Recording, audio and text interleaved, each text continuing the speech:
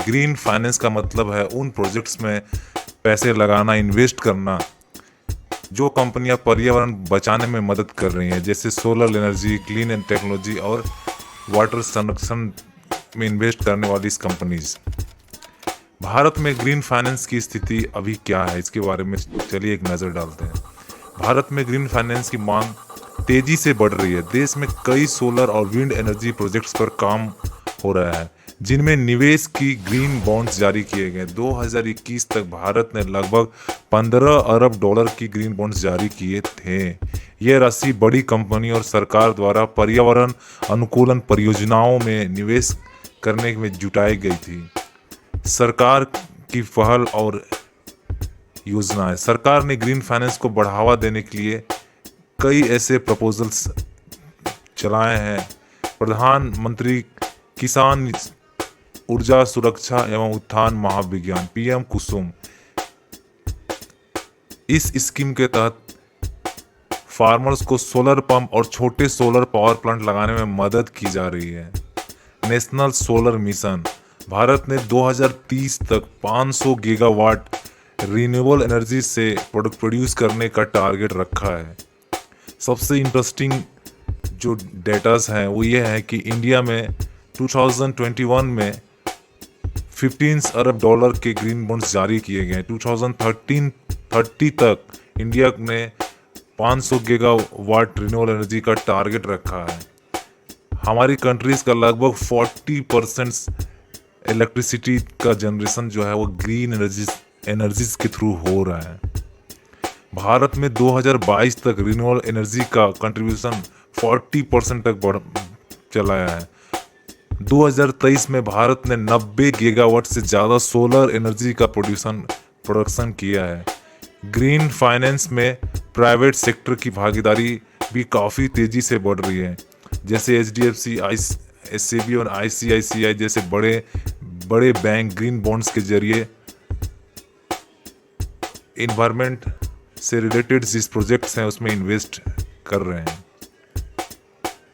Indian context से green finance का क्या इम्पोर्टेंस है?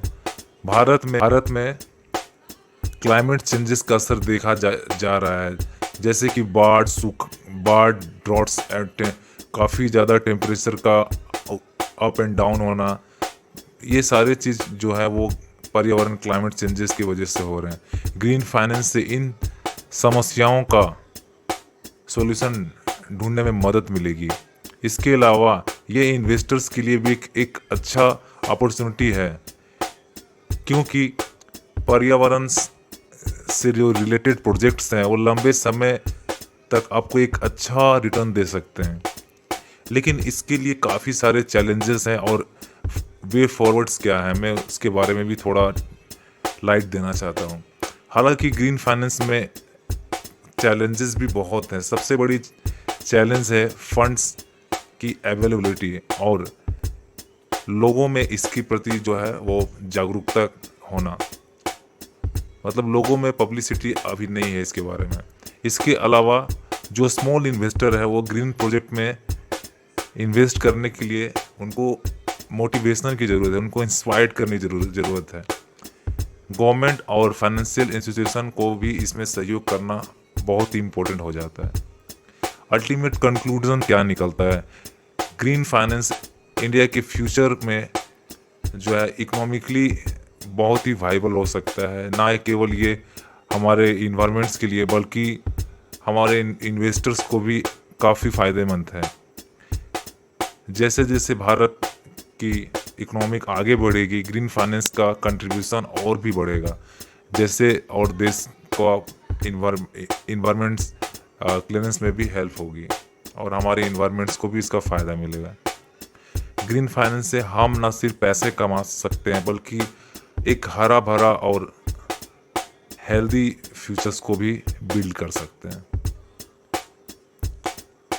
तो आपके लिए भी एक चैलेंज है, क्या आप अपने 10 साल में ग्रीन इन्वेस्टमेंट के जरिए पर्यावरण को बदलने में मिशन में शामिल होना चाहेंगे?